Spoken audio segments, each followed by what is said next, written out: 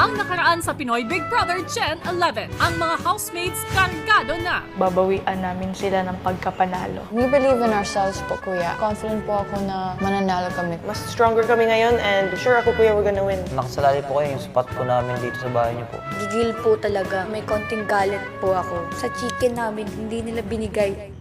Para sa kanilang muling pagtutuos. House Challenge number 2 in 3, 2, 1, go! Para sa ikalawang house challenge, gamit ang dalawang mahabang stick, kailangan mailipat ang 50 objects sa area ng kalaban.